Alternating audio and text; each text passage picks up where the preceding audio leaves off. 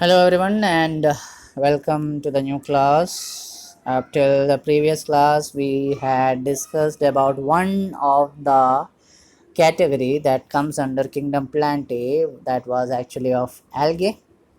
We studied the various types of algae: chlorophyceae, rhodophyceae and phaeophyceae, right? Green algae, red algae and brown algae. We studied about them in detail. I hope you had understood the concepts. Today's chapter topic Today's chapter has a topic called bryophytes. So we will understand what are bryophytes.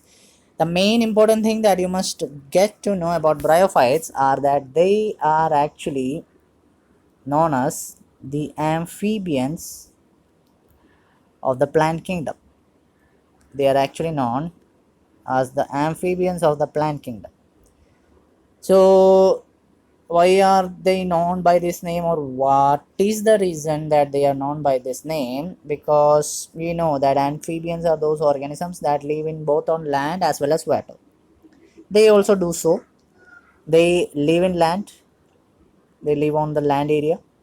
But when it comes for reproduction scenario, they actually undergo sexual reproduction.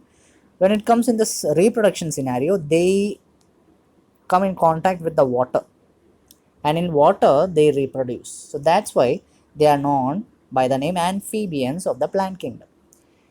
And speaking further, they are actually found in moist shaded areas in the hill. If you are gone to smaller hills, from between the rocks or big or smaller stones present in them, which are present on the hills, you have seen some green type substances, greenish type substances. So they are actually the bryophytes category organism, and mostly they are actually mosses. And also there is one more category of bryophyte, liverwort. Okay, the one you see on hills mostly are mosses. Okay, they are actually mosses. Now, speaking further, what are the different physical features that are found in these bryophytes? Bryophytes, as I told you, they are organisms which are coming under the amphibian category. They are found in damp, humid areas that we have already discussed. We just discussed the main important thing. This plant body of bryophyte, they do not have any leaf. They are coming under the plant kingdom, but they do not have any leaf. They do not have any stem. They do not have any root. Instead, they will have leaf-like structure, they will have stem-like structure, they will have root-like structure, which means they will have structures which are very much similar to them. And they have this structure present in them, which is known by the name, some important structures found in their body. One among them is rhizoids, that you can see some root-like structure over their body. Rhizoids. This is the main part of their body. Rhizoids. Despite of that, there are some other parts also. The uh, organism. Sorry. The bryophyte actually have this production of gamete in their body. They produce gametes. They produce gamete from the part present in their body known as gametophyte. They have this gametophyte part. You can see in this particular diagram, they have this gametophyte part present in their body. What is the specialty of this gametophyte part? This gametophyte part has the sex organs present in them.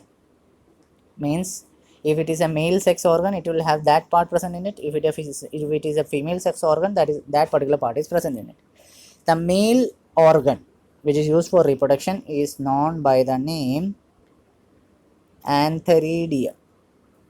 The male organ that is present in it is known by the name antheridium, and the female organ that is present in it, it is known by the name archegonium. It is known by the name archegonium. So male organ is known by the name antheridium, female organ is known by the name archegonium. Antheridium uh, produces a particular structure which is known as and which is known as antherozoid. which is known as Antherozoid. And this archegonium produces a particular type of structure which is known as egg cell. So you must understand this main thing very clearly. Male sex organ is known as antheridium in bryophytes. Female sex organ is known by the name archegonium in bryophytes. Male sex organ produces antherozoid. Female sex organ produces egg cell. Now what happens further? This antherozoid and this egg cell fuse together. Fertilization process occur in them.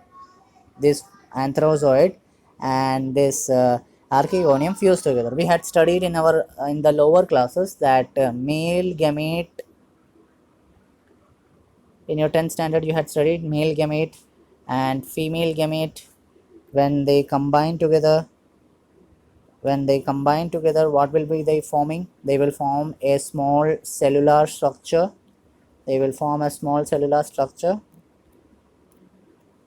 gamete as well as female gamete. When they combine together, they form a small cellular structure which is known by the name, it is known by the name zygote. Male gamete and female gamete combine together to form the zygote, and this zygote then produces the further structure. So now what happens?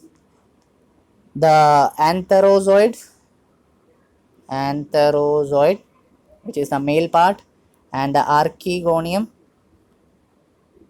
the female part.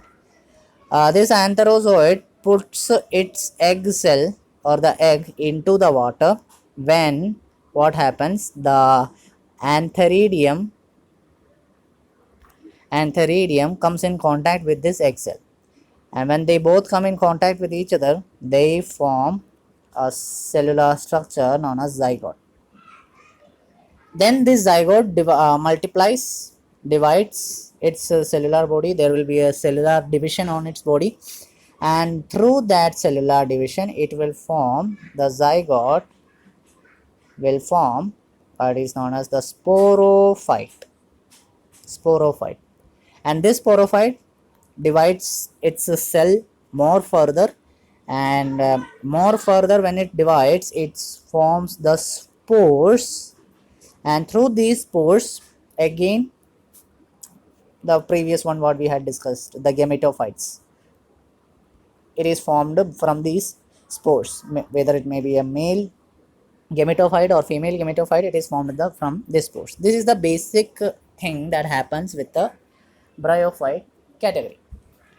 Now if we discuss further, they have no such economic importance, but ecologically speaking about ecology,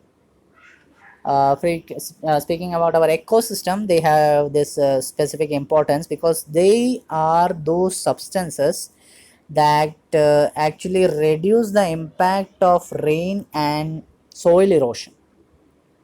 The impact of rain, sometimes when it becomes huge, that could result in the flowing or the taking away of the soil even from the hilly areas. So that could result sometimes in landslide and other problems. So in order to avoid that, they have this ecological importance to avoid such situation, to avoid soil erosion, to avoid the rainfall, means to restrict the rainfall, not to have the rainfall in a maximum amount, but to restrict the rainfall in hilly areas. They are having this ecological importance. So bryophytes, algae have the economical importance. It is useful in very several cases, several scenarios for us human beings. It is used as food, it is used for making ice cream and jellies. There are several economic importance, but bryophytes have this ecological or ecosystem importance, which helps, which through these bryophytes, the soil erosion and rainfall etc are reduced up to a limit. Okay. Now, speaking further, there are two categories of bryophytes. One among them is liverwort, as I told you, and one among them is mosses. Okay. Now, what is liverwort and what are mosses? We will discuss it now. Liverwort are mainly found in moist, shady habitat, in marshy grounds, in the bark of trees. Okay. They have this structure known as thallus, thalloid, which is known by the name thalloid, and This thyroid helps them to stand in a particular area, to stay erect in a particular area. They have several type of reproduction processes. They have asexual reproduction by fragmentation of this thallus, which I told you. Their thallus fragments. From that fragments, new organism is being formed. Then they have this specific structure sometimes, which is known as gemma. And this gemma, I can show you this gemma structure. You can see this gemma. This is the gemma structure present in them, and this gemma structure actually sometimes helps them in the asexual reproduction. They are some small bud type structure from where the new organisms could develop.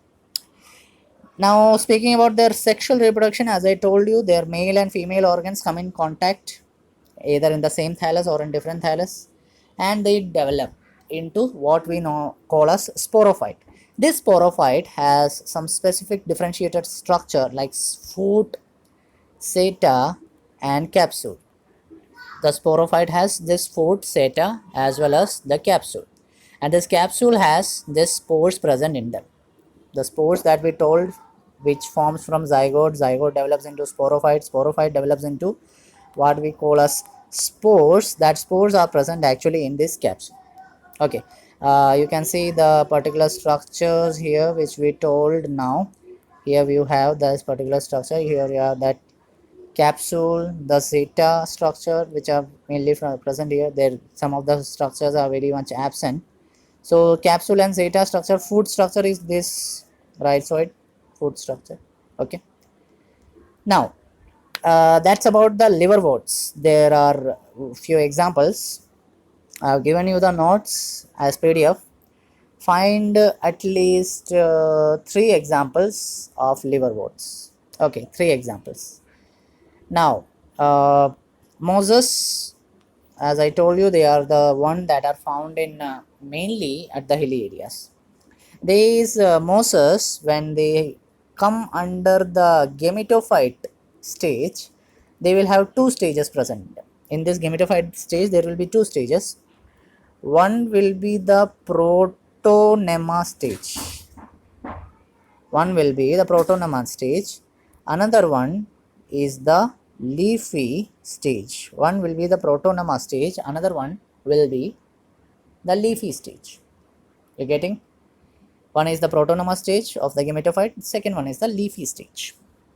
Now, what does this protonema stage does? This stage directly develops from a spore.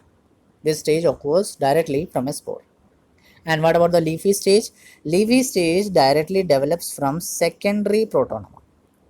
Leafy stage directly develops from secondary protonema. There will be a secondary protonema structure. From there itself it will be born, and this stage has a specification that it will possess the sex organs, or which we say the antherozoid and archegonium structures. It will be obtained from this second stage, or the leafy stage. Now, speaking about the reproduction processes, they undergo vegetative reproduction with the help of fragmentation and budding, which is occurring in the secondary protonema. Okay, they also undergo sexual reproduction, as I told you, archegonium and antheridia. Archegonia is plural. Antheridia, it is also plural. So such structures are present in their body. They fertilize each other. They develop into zygote. That as zygote develop into sporophyte. This sporophyte will have foot, seta, and capsule, and this capsule will contain the spores. Later, these spores develop furthermore, and it forms the gametophyte, and this cyclic process continues. And there are some examples given for the mosses: Funaria, Polytrichum, Sphagnum. You also write this as examples in your notes. Okay, so you have the examples for mosses, but example for liverworts, there is only one example. Total 3 examples you find as homework for liverworts. Find 3 examples for liverworts. Okay, that's all for today. In the next class, we will discuss the topic pteridophytes and some of its basic concepts, basic salient features. So up till the next class, complete the notes, read properly, read the notes regularly, so that you can understand what we are studying. So that's all for today. I hope you understood the concepts. Thank you, have a nice day, and stay safe.